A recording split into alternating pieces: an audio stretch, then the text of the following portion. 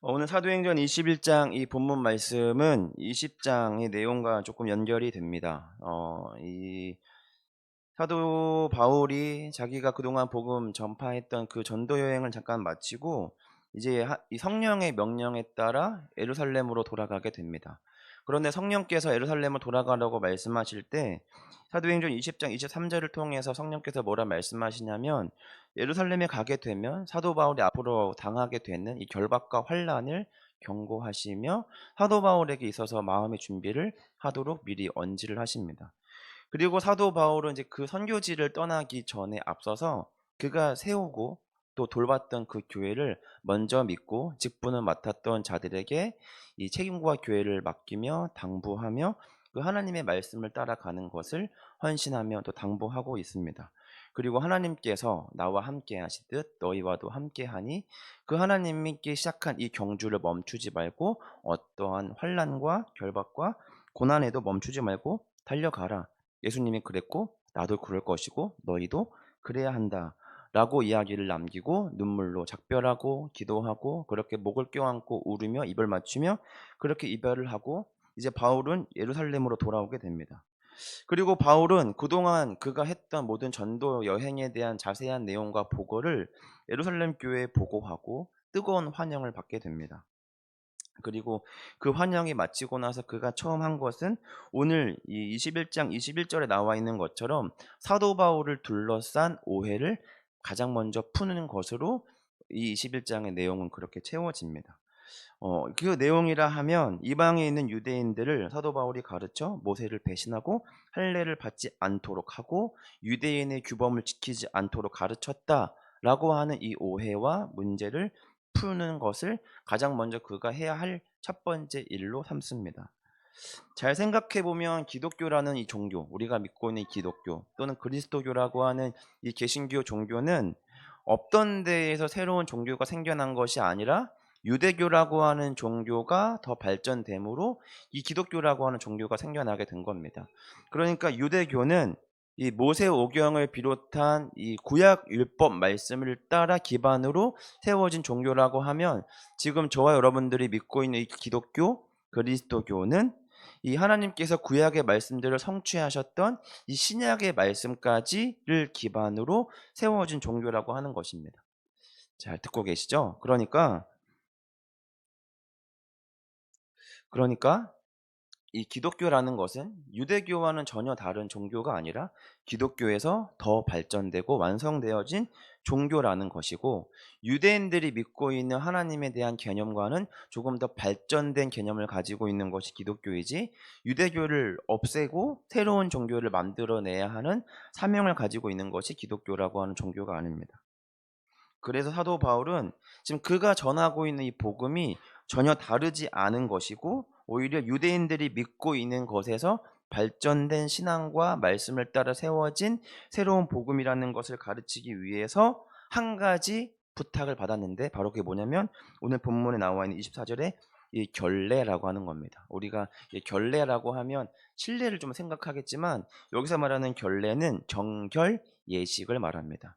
그러니까 남자 유대인 남자 성인이 되면 각자마다 정결 예식을 치르게 되는데, 그 정결 예식을 율법에 따라 사도 바울은 금했습니다. 왜냐하면 할례든 정결 예식이든 그것을 거쳐서 결국에는 그것이 무엇을 예표하냐면 하나님 앞에 거룩하고 온전한 한 사람을 만들어야 하는데, 사실상 그 온전한 목적되는 내가 하나님 앞에 어떠한 사람인가는 사람들이 별로 신경 안 쓰고, 정결 예식을 했느니 할례를 했느니 내 머리에 쓰여진 이 술이 얼만큼 기니 아름답니, 그들한테 이렇게 감아져 있는 이 팩토리라고 하는 이 말씀을 담겨져 있는 이 검은색 나무 상자가 얼만큼 줄이 감겨져 있느니 머리에 어떻게 띠를 맺느니 이런 거에만 매여 있으니까 사도 바울이 그 모든 것 중요하지 않다. 중요한 것은 우리가 하나님을 영과 진리로 예배하는 거지, 그거 팔에다가 휘칭 감고 머리에 그렇게 아름답게 술을 감아도 하나님이 받으시는 기도를 안 드리면 그게 뭐가 의미가 있으며, 우리가 그렇게 표피를 잘라서 거룩한 백성으로 우리가 구별되려고 했는데 막상 우리가 하나님 앞에 구별되지 않은 그리스도인이라면 그게 뭐가 의미가 있냐. 그러니까 거기에 멈추지 말고 우리는 더 가야 한다를 사도 바울이 가르친 것인데, 그런데 이 사람들은 이 사도 바울이 모든 유대인을 가르쳐 모세를 배신하고 할례를 금하고 유대인의 모든 율법과 규범을 지키지 말라고 가르치고 있구나라고 그렇게 증명하고 있다라는 것을 오해합니다.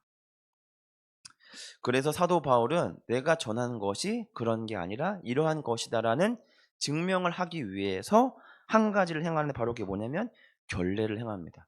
그동안 사도 바울이 하지 않아도 된다, 오히려 하지 말라고 가르쳤던 할례와 결례를 그가 예루살렘으로 돌아와 결례를 하게 됩니다. 그런데 이게 당연하면서도 이상하다고 느껴지는 이유는 뭐냐면 우리가 알고 있는 것처럼 사도 바울은 그들과 마지막으로 이 20장에서 이 그가 세웠던 선교지를 떠나오면서 이 사도 바울이 남긴 한마디가 뭐였냐면 "다시는 내가 너희들과 얼굴과 얼굴을 마주하지 못할 것이다. 내가 앞으로 당하게 되는 이 결박과 환난이 얼만큼 클지는 모르지만 아마 다시는 우리가 이렇게 얼굴과 얼굴을 마주할 수 있는 일은 없을 것이다." 라고 말하며 죽음을 감수하고 예루살렘으로 돌아왔는데, 그런데 사도 바울은 오늘 결례를 행하며 그가 가지고 있는 신념을 마치 좀 타협하는 것처럼 보입니다. 그러니까 우리가 사도행전과 다른 서신서들을 보면 우리가 이런 사도 바울의 행동에 대해서 우리가 조금은 좀 혼란스럽습니다.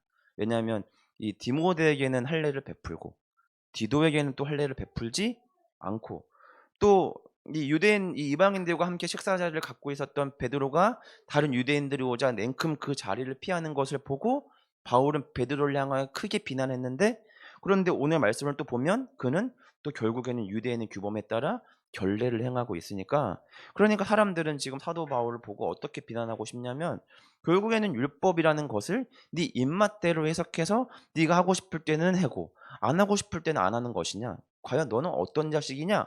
사실은 이런 말을 듣고 어쩌면 그런 비난들이 있을 수 있을 것입니다. 그러나 사도 바울이 가지고 있는 가장 큰 관점은 율법을 따라 할례를 하냐 안 하냐, 또 결례를 행하냐 안 행하냐가 아니라 자기가 복음을 전함에 있어 이 결례를 행하는 것이 과연 방해가 될 것인가 안 될 것인가의 기준에 따라 그는 디도에게는 할례를 베풀지 않고 디모데에게는 할례를 베푸는 등의, 우리는 조금 이해할 수 없지만 사도 바울에게 나름의 사정이 있는 그 헷갈리는 선택들을 하게 되는 겁니다. 사도 바울은 그가 어떠한 비난과 수모와 신념을 꺾는 일을 하더라도 그가 하고 싶은 일은 뭐냐면 그리스도의 복음을 이방과 유대인들에게 전하는 것을 가장 중요한 우선순위로 삼고 있는 겁니다. 그러니까 그가 가지고 있는 신념과 철학이 있더라도 잠깐 그것을 꺾고 접어놓더라도 그가 해야 하는 가장 중요한 일은 복음을 전하는 것이라고 생각하는 겁니다. 갈라디아 3장 24절에 보면 사도 바울은 율법을 무엇이라고 말하고 있냐면 초등학문, 초등교사라고 말하고 있습니다.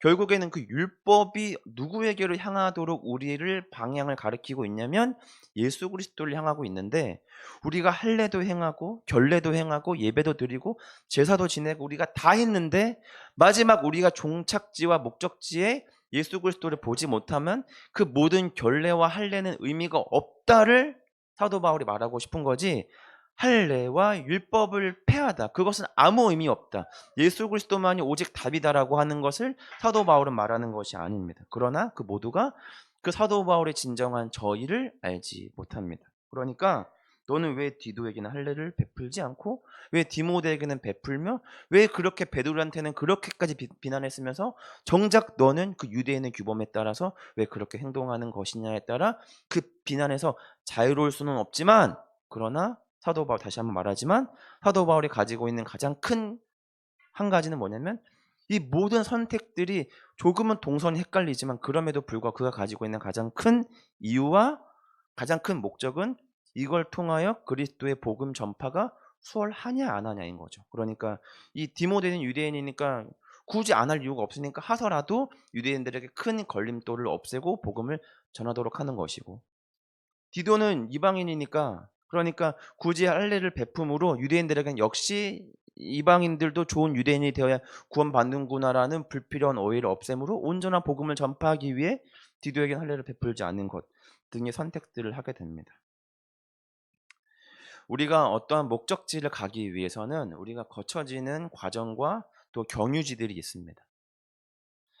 우리가 어떤 책을 읽을 때 우리가 갖고 있는 목적은 뭡니까? 책을 읽는 것으로 우리는 목적하지 않습니다. 우리가 책을 읽을 때는 그 책에 담겨져 있는 어떤 지혜와 새로운 지식의 지평이 나한테 새겨져서 내가 보다 넓고 더 높은 생각을 여유롭게 할 수 있도록 만드는 데 있습니다. 그동안 한계적인 지식에 갇혀있던 나의 생각과 신념이 조금 더 폭넓게 가져서 다양한 인종과 민족을 이해하며 내가 가지고 있는 가치를 조금 더 수준 높게 언어를 구사할 수 있는 데에 목적을 두는 거지, 책을 읽는 것으로 목적을 하지 않는다는 겁니다. 그러니까 책을 읽었는데 이 책의 내용이 또 이 책을 한 줄이 너희한테 뭐가 남았냐라고 물어봤는데 모르겠다 하면 그건 책을 안 읽은 겁니다.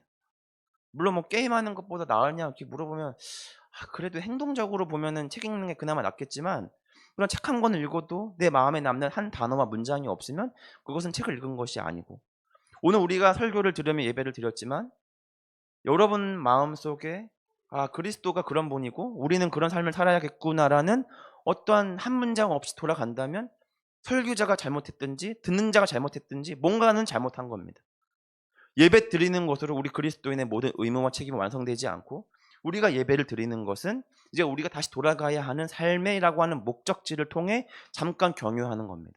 이것이 우리의 목적지도 아니고 이것이 우리의 아무런 큰 의미의 완성본이 되지 않습니다. 우리는 오늘 와서 열심히 예배드리고 기도하며 하나님 말씀 들어 다시금 우리가 가야 하는 목적지를 가기 위해 잠깐 우리 경유지로 온 거지, 우리가 진정으로 가야 하는 곳은 교회가 아니라 다시금 세상입니다. 우리가 하나님으로부터 부르심을 받은 건 세상으로부터 다시 보냄받기 위해 부르심을 받아 세워진 거지, 세워지기 위해 부르심을 받은 게 아니라 부르시고 세우시고 보낸다 입니다. 예전에 우리 성결교회 그 어린이 캠프 찬양 중에 부세보라는 찬양이 있었거든요. 나는 부르시고, 이거 모르시죠? 9년 전 찬양인데 보내시고 세우시고 보내시고 이렇습니다. 제가 많이 귀엽습니다. 원래 우리가 그런 삶을 많이 보죠. 우리가 SNS를 많이 합니다. 그래서 우리가 SNS를 통해서 우리 삶을 다른 사람들과 공유하며 서로를 이해하고 정보도 전달하고 그렇게 사는구나, 안부도 주고 받습니다. 그런 때로는 우리가 살려고 SNS를 하는 건지 SNS 하려고 삶을 살아가는 건지 모를 만큼 우리의 삶이 때로는 SNS에 맞춰져 있는 삶을 살아가는 사람들도 있습니다. 공부도 마찬가지고 운동도 마찬가지이듯 신앙생활도 마찬가지입니다.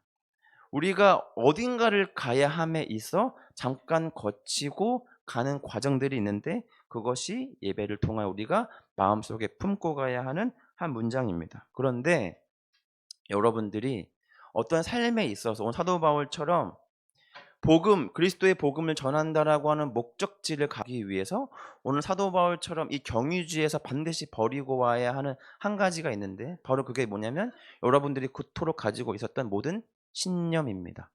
오늘 사도 바울은 그가 가지고 있는 모든 신념을 잠깐 내려놓습니다. 우리가 알고 있는 것처럼 사도 바울은 굉장히 기조 있고 고집 있고 그가 옳다고 믿는 어떤 신념에 대해서는 그는 자기가 죽는 것, 남이 죽는 것에 대해서는 전혀 개의치 않습니다. 옳고 올바른 일에 대해서는 그는 목숨을 다 바쳐 어떤 일이든 반드시 해내야 한다라고 하는 그 신념 가득 찬 인간입니다. 그런데 그가 그리스도의 복음 전파와 사랑과 친절과 자비를 전하기 위해서 그는 오늘 그가 가지고 있는 신념과 자존심을 버립니다. 그리스도를 믿는 것에는 거대하고 아름답고 영광스러운 자부심이 따릅니다. 그러나 자존심은 내려놓으셔야 됩니다. 그리스도도 우리를 구원하기 위해 그가 가지고 있는 모든 자존심을 다 버리고 이 땅에 인간으로 내려오셨습니다. 그의 탄생과 삶과 죽음은 신으로서 충분히 가져도 되는 모든 영광과 아름다움을 다 포기한 채 이곳에 오셔서 인간과 같으셨습니다. 제가 저번에도 예를 들었지만 우리가 개를 아무리 좋아하고 뭐 개한테 옷을 입히고 자기 새끼처럼 막 그렇게 막 하는 시대가 왔다 하더라도 자기가 개처럼 되고 싶은 인간은 없습니다. 그러나 하나님은 마치 개가 되셨습니다. 그런 겁니다. 그리스도인이라는 것은 자존심 다 지켜 내가 하고 싶은 말 다 하고 느끼고 싶은 감정 다 느끼고 따박따박 하고 싶은 말 다 하며 그리스도인이 될 수가 없습니다. 그분이 십자가의 길을 오르시며 그가 들으셨던 모든 말들과 그 모든 모욕과 치욕은 그가 하고 싶은 말 할 수 없어서가 아니라 하지 않은 것입니다. 우리가 고속도로를 달리다 보면 이제 휴게소에 한번 들르게 되면 반드시 하는 것들이 뭐냐면 뭐 소변을 보거나 차에 가득한 쓰레기를 반드시 버리고 옵니다. 여러분들이 그리스도께서 하나님께서 여러분들을 이 그리스도인으로 부르시고 어떠한 사명 일들을 맡기셨다면 이제 여러분들은 교회에 오셔서 여러분들과 저는 우리가 가지고 있는 모든 신념과 자존심을 다 버리고 그리스도의 가치를 이제 우리 안에 심어야 합니다. 자존심, 여러분의 성격, 내가 원래 그런 사람이 아닌데 라고 생각하시는 분들 다 내려놓으십시오. 나는 그럴 수가 없다라고 하시면 예수님이 어떤 고난을 받으셨는가 다시금 그 말씀을 통하여 반성하시기 바랍니다. 바울은 내려놓았습니다. 그리고 그는 하나님께서 부르시는 다음 스테이지로 갑니다. 우리도 하나님께서 우리를 부르시는 그 목적지를 가기 위해서 하나님께서 우리를 부르신 이 예배라고 하는 이 교회라고 하는 이 경유지에서 우리는 이제 우리가 그토록 내려놓을 수 없는 자존심 뭉개지고 화가 나고 상처 입은 그 모든 신념과 자존심을 이제 내려놓아야 합니다. 예수 그리스도가 모든 보좌와 영광을 다 버리고 비참한 인간의 모습으로 오셨듯 바울이 한 인간이 가지고 있는 모든 고집과 철학을 다 버리고 정결 예식이라고 하는 그 문턱을 낮춤으로 복음 전파하기 위해 그 유대인에게 다가갔던 것처럼 여러분들도 세상에 나아가 그리스도의 복음을 전파하기 위해서는 여러분의 신념과 철학을 다 내려놓고 너 변한 거 아니야? 예수 믿는 사람이 어떻게 그럴 수 있어? 라는 말들을 듣더라도 우리는 낮춰야 합니다. 이제 우리 제이 씨는 청소년 아이들을 만나기 위해 다양한 학업들을 준비합니다. 저는 개인적으로 제가 어떤 부분이 약하냐면 예의 없고 무례한 인간들한테 굉장히 약합니다. 생식이 없는 인간들의 말과 행동에 제가 굉장히 크게 분노하는 사람인데 제가 그래서 이 학교에서 근무할 때 가장 그게 어려운 문제였습니다. 바닥에 침을 뱉어서 혼내면 표정 관리가 안 되는.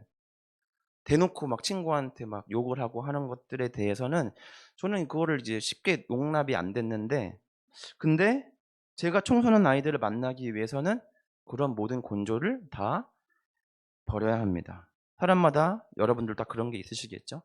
나름 요즘 하는 말로 버튼이라고 하더라고요. 발작 버튼, 분노 버튼이라고 하는데 여러분들에게도 각자 그 분노하고 발작하고 상처 입는 버튼들이 다 있으신 줄 압니다.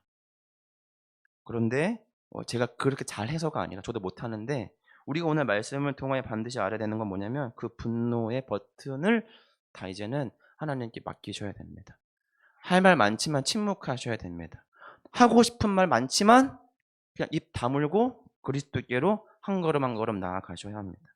그게 하나님이 우리를 부르신 그리스도인이라고 하는 명예롭고 자부심 넘치는 그 영광스러운 자리입니다. 자존심 지켜 얻을 것은 아무것도 없습니다. 그러나 그 자부심 뒤에는 거룩한 십자가의 영광이 있습니다. 그 영광을 마음껏 누리시기 위해서는 잠깐 신념과 자존심을 내려놓는 그 억울함이 필요합니다. 기도하겠습니다. 주님 감사합니다.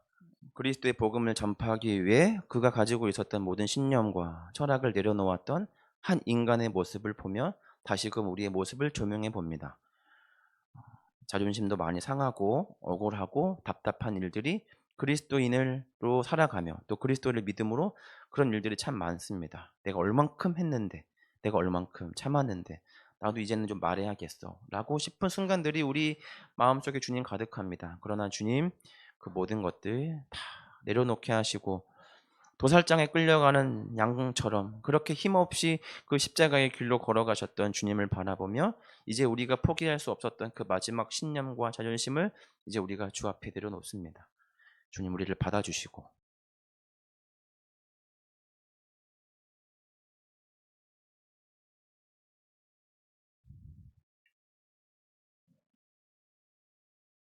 우리를 주님의 길로 인도하여 주시옵소서. 이 모든 말씀 살아계신 예수님의 이름으로 기도합니다. 아멘.